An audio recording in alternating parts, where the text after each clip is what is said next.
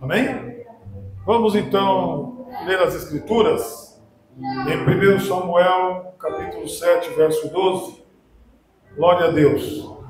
1 Samuel, capítulo 7, verso 12. É só um versículo que nós vamos ler. Vamos em glória no nome de Jesus. Eu creio que Deus vai falar conosco. Nós vamos ler na versão normal e a tradução para os irmãos observar como é diferente. Olha o que diz.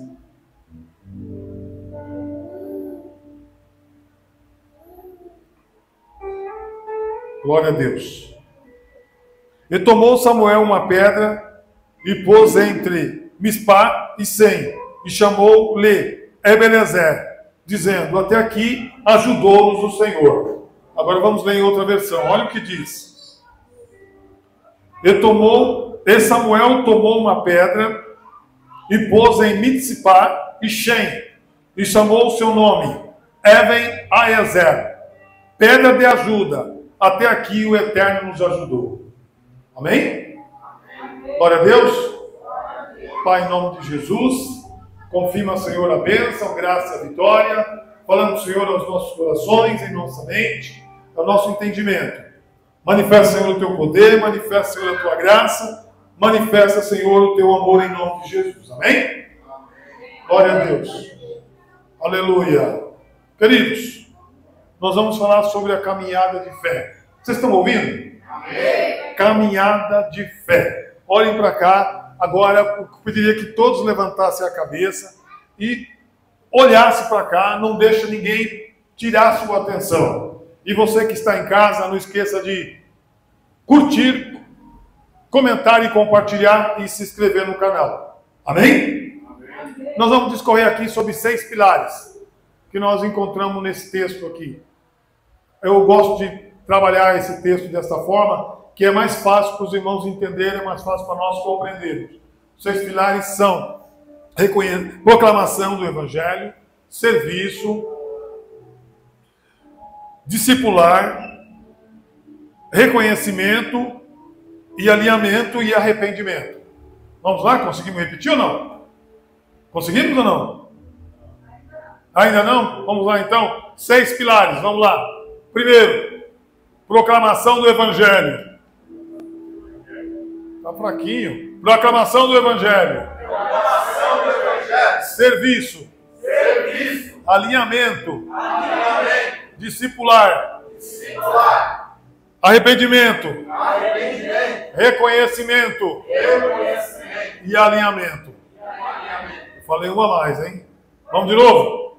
Proclamação do Evangelho. Proclamação do Evangelho. Serviço. Serviço. Discipular. Discipular. Arrependimento. Arrependimento. Reconhecimento. Reconhecimento. E alinhamento. E alinhamento. 6. Deu 7 de novo? Não. 6. 6, deu 6. Agora eu contei, rapaz. Vamos lá então. Queridos, olhe bem.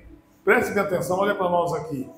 Por que esse versículo ele especifica tudo sobre a caminhada da fé? A caminhada da fé, ela é, para quem inicia no Evangelho, existe 3 etapas. A primeira etapa é quando você vai à igreja, e a segunda quando você recebe Jesus, e a terceira quando você passa por um processo de amadurecimento espiritual. Quando nós chegamos na igreja, o primeiro impacto que nós temos, que tudo é 1000 maravilhas. Quando nós chegamos na igreja, o primeiro impacto que nós temos, que tudo é perfeito. E na caminhada, nós vamos percebendo que não é nada disso. Existem muitos desafios, existem muitos obstáculos que na caminhada da fé nós enfrentamos. Só que a algum momento nós atingimos a maturidade. E quando nós atingimos a maturidade, é aí que morre o perigo, aí que está o perigo. Porque nós achamos que muitas coisas nós não precisamos fazer mais. E não é assim. Então, quando nós olhamos para esse texto aqui, nós discorremos sobre esses 6 pilares, nós vemos que Samuel, ele entende que o povo era perseguido, o povo hebreu era perseguido pelo povo filisteu. E eles automaticamente dependiam de Deus, para que Deus pudesse dar a eles vitória, dar a eles bênção. E a caminhada deles foi também cheia de desafios, foi cheio de obstáculos e foi cheio também de lutas. E quando nós temos uma caminhada da fé, de obstáculos, de lutas, às vezes bate aquele desejo de parar, de estacionar, de desanimar. Só que eles aqui, Samuel leva eles a refletir o que Deus estava fazendo por eles. E o que o Deus fez com eles foi algo fantástico, algo sobrenatural. E como Deus fez também na comunidade apostólica Moriá Rema. Para quem viu o quadro que foi passado, viu que a caminhada foi bonita, legal, mas até chegar aonde nós estamos, foi um desafio muito grande. Foi um obstáculo muito grande. Foi uma luta muito grande. Mas Samuel aqui está falando para eles reconhecerem que Deus era com eles. Samuel está dizendo aqui para eles reconhecer que eles têm que se colocar sempre a serviço do Senhor. Samuel está tentando mostrar que na caminhada da fé eles precisam se arrepender. E eles se arrependeram. Samuel está querendo passar para eles refletir que eles necessitam estar alinhados com Deus. E nessa caminhada da fé cristã, nós nos alinhamos com Deus. Nós tínhamos tudo para parar, tínhamos tudo para estacionar, tínhamos tudo para brecar, mas nós caminhamos e nos alinhamos com Deus. Quantos estão alinhados com Deus aqui? Quantos já tiveram vontade de parar aqui? Quantos já tiveram vontade de parar, de estacionar e de dizer até assim, eu não vou mais para a igreja, eu não serei mais crente? Mas nós podemos dizer, como diz Samuel, até aqui nos ajudou o Senhor. Diga assim, até aqui nos ajudou o Senhor. Então Samuel, ele reconhece a ajuda e a proteção de Deus nessa caminhada. Nós também temos que reconhecer a ajuda e a proteção de Deus.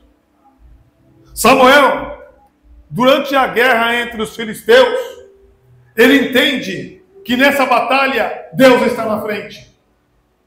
Às vezes nós não conseguimos enxergar, às vezes nós não conseguimos ver, mas Paulo fala, aquilo que o olho não viu,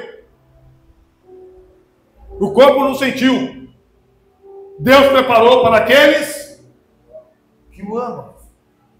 Às vezes nós não vemos o sobrenatural de Deus. Nós só vemos aquilo que nós queremos ver. E é nessa hora que Deus está agindo. Samuel, quando ele ergue a pedra, ele poderia ter erguido outra coisa, mas a pedra tem um significado na Bíblia muito grande. Nós lembramos de pedra fundamental. Nós lembramos da pedra da esquina. E essa pedra fundamental e essa pedra de esquina simboliza e representa Jesus. E quando Samuel, ele ergue a pedra, e ele coloca o nome Ebenezer, que na versão verdadeira está escrito Ebenezer, que no original, leva a entender que eles só chegaram naquele lugar, eles só tiveram vitórias, porque o Senhor os ajudou. Amém? Então, era para ficar em quê? Na memória deles, em forma de gratidão. Na memória deles, em forma de agradecimento. É o que nós estamos fazendo nessa festividade, desse dia 25 de janeiro de 2025. Nós queremos trazer em memória nossa o que a comunidade apostólica Moriá passou quando descorreu o presbítero Elias falando que começou na garagem. E que ele alegava que tinha 40, 50, 60 pessoas. Ele ainda continuou falando que pessoas chegou com AIDS lá e foi curado. Ele ainda falou que uma pessoa ressuscitou no período da gestão do pastor Orlando. E Deus não mudou. Deus tem tudo para fazer. Só basta nós reconhecermos que Ele é Deus. Só basta nós estarmos alinhados com Ele e fazer igual Samuel fez. Nós temos que estar alinhados com Deus. Temos que ter um coração de arrependimento. Se nós entrarmos numa igreja como a comunidade apostólica Moriá, nós não podemos entrar trazendo as coisas que estão lá fora, ou pensando no que está lá fora, ou que há coisas que acontecem nas nossas vidas, E se nós entrarmos dentro da igreja, no sentido vertical, olhando só para Jesus, é uma coisa. Olhar só no horizontal, você vai ver os problemas humanos, você vai ver irmão que parece que não gosta de você, parece que não tem alguma coisa contra você. Você vai perceber que a música não é do jeito que você quer, o louvor não está te agradando, mas a partir do momento que você olhar só para Jesus, você vai entrar na igreja, você vai ver que a bênção vai ser grande na sua vida. Mas você tem que olhar para Jesus. O que a palavra diz? Olheis para mim e sereis salvo. Temos que olhar somente para Jesus. Não dá para olhar para o pastor Enoque, porque ele também é homem falho, cheio de erros, cheio de deslizes, cheio de oscilação. Não dá para olhar para o Bebito Leandro, para o Bebito Elias, não dá para olhar para o Arthur, não dá para olhar para o Bebito Marcelo, mas devemos olhar para Jesus. Não dá para olhar para bispo, para reverendo, mas temos que olhar somente, exclusivamente em Jesus. Alguém esteve aqui no culto da semana passada e falou a respeito do meu irmão, grande pregador aí, que escorregou e caiu, e outros foram no embalo, caíram também. Por quê? Não devemos olhar para o homem, devemos olhar para Jesus. Homem não traz salvação. Homem, ele é capaz de ser instrumento para trazer libertação, mas salvação não. Salvação só em Jesus. Amém? Glória a Deus. Então o que Samuel está tentando passar ali para aquelas pessoas? Para o povo hebreu. Samuel está tentando demonstrar para eles que eles precisam refletir e trazer em memória que o que o Senhor fez para eles é digno de gratidão. O que nós estamos fazendo aqui nesta noite é digno de gratidão, porque a obra poderia ter parado, mas a obra tem vindo de gerações e gerações. Pastor Orlando, pastor Enoque, futuro pastor Leandro, futuro pastor Marcelo, futuro pastor Arthur, dentre outros pastores que estão aqui. Então a obra não pode parar. Disse o presbítero Elias, e está escrito nas Escrituras: quem põe a mão no arado, não olhe para trás, ou seja, não pare, não estaciona. Quem está arando a terra, ele tem aquele instrumento, e aquele instrumento não pode, de qualquer maneira, falhar. Ele tem que seguir adiante. Assim é a obra de Deus. É a metáfora que a Bíblia faz, mas serve para nós, servos e servas do Senhor. Nós não podemos parar. Amém? Amém? Amém? O que significou colocar aquela pedra lá e dizer: até aqui nos ajudou o Senhor, é Benezer, ou a Benezer? O que significou? Um marco da história. E a Moriá também, ela quer constituir um marco da história para aqueles que ficarem firmes. Vemos alguns personagens aqui no slide que não estão entre nós. Mas você pode perguntar para mim: com Jesus foi semelhante? Foi. Jesus chamou 12, depois multiplicou para 70. Será que todos que foram realmente chamados continuaram com Jesus? Eu digo que não. Alguns desistiram, alguns oscilaram, alguns pararam, alguns diminuíram o ritmo, mas a maioria reconheceu e fez gesto de gratidão quando viram que Jesus é o Senhor. E nós estamos aqui nesta noite, nesse dia 25, desses 18 anos, reconhecendo com gratidão o que Deus fez por nós. Então o que Ele fez, se depender de nós, Ele vai fazer muito mais. Mas depende de nós, da nossa entrega, vai depender da nossa conexão, vai depender da nossa ligação, vai depender da nossa aproximação com Ele, para que a obra de Deus possa evoluir. A obra de Deus, ela nunca pode parar. O homem para, mas Deus não para. Nunca se ouviu falar que Deus parou. Na reforma da igreja, a igreja, na época de Martinho Lutero, o alemão Martinho Lutero passou por uma reforma muito grande. Aí veio o cristianismo, que todos pensavam que ia ser só um vento, mas não foi um vento. Foi o quê? Muito mais de um vento. Foi uma multidão que se formou, que levou nós estarmos aqui nessa noite. Aí se nós discorremos sobre a história da igreja, quando a Assembleia de Deus chegou, quando a Batista chegou, quando a Metodista chegou, quando a Presbiteriana chegou, levaríamos tempo aqui pregando. Mas a igreja não parou. A igreja que eu estou falando não é só um grupo de pessoas, a igreja universal, porque ela é a igreja universal cronometrada ou direcionada pelo Senhor. E começou aqui em 1 Samuel. Até aqui nos ajudou o Senhor. E nós vamos ter que dizer também: até aqui nos ajudou o Senhor. Eu falei mais alto, porque alguém está falando mais alto que eu, não sei quem é. Até aqui nos ajudou o Senhor. Amém? Amém. Você sente-se ajudado pelo Senhor? Amém. Então reconheça. Faça o serviço do Senhor. Tenha um coração de arrependimento. Tenha um coração de gratidão. Por que gratidão? Por tudo que Deus fez. Qual é a nossa gratidão? Por Deus ter aberto esta porta. Essa porta aqui, do tempo que está, poderia ser um boteco. Poderia ser um salão de baile, de funk. Poderia ser qualquer outra nomenclatura aí, mas é um salão em que se adora a Deus. Foi aqui que forraram o chão de pessoas possessas. Pessoas em que foram expulsas muitos demônios. Foi aqui que pessoas foram curadas de hérnias. Foi aqui que pessoas foram libertas e muito libertas. Foi neste lugar. Agora cabe aos remanescentes. O que é remanescente? Os que vieram, os que ficaram, da sequência naquilo que Deus iniciou. Cabe a você, Arthur, presbítero Marcelo, presbítero Leandro, o Fábio que está na caminhada, a esposa dele, o Júlio que está chegando, Carlão. Cabe a vocês, Silas, em dar sequência no que Deus começou. Nós só estamos agradecendo. E quando nós agradecemos, nós sentimos que ainda falta algo a ser realizado, falta algo a ser feito, e Deus quer fazer. Diga para quem está próximo de você: Deus quer fazer. Deus quer realizar.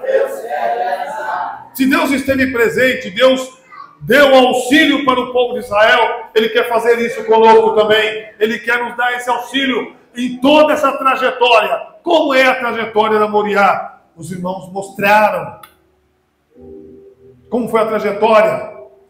E essa trajetória, ela tem que parar? Ela tem que estacionar? Não, ela tem que dar sequência. E alguém tem que dar sequência. Alguém tem que dar prosseguimento. É só o pastor Enoque? Não, é todos nós. Alinhado. O que significa alinhado? Todos ligados. Todos vestindo a camisa da igreja. Quando você entra na empresa, alguns perguntam assim: você está aqui para vestir a camisa da empresa? Não é? Alguém já ouviu isso? Com Jesus também é a mesma coisa. Você está aqui para vestir a camisa da Moriá, para brigar em favor da Moriá, mas não só para Moriá, em favor do reino de Deus. Enquanto a Moriá, pregar e anunciar a verdade. Por exemplo, nossa filosofia de igreja agora é pequenos grupos. Esses grupos têm que aumentar, tem que haver mais líder, tem que haver mais casas em que possa ser pregado o evangelho. A casa da irmã Francisca, que é um PG abençoado, a casa da Marcelo e da Lila, um PG também abençoado, mas tem que vir mais. Tem que ter no nosso coração o desejo de nós ver pequenos grupos e pessoas indo à sua casa e se convertendo e rendendo aos pés do Senhor Jesus. Amém? Não tem um ditado que diz assim, antigo: de grão em grão a galinha enche o papo. De células em células, de pequeno grupo em pequeno grupo, a igreja vai indo, a igreja vai aumentando, crescendo.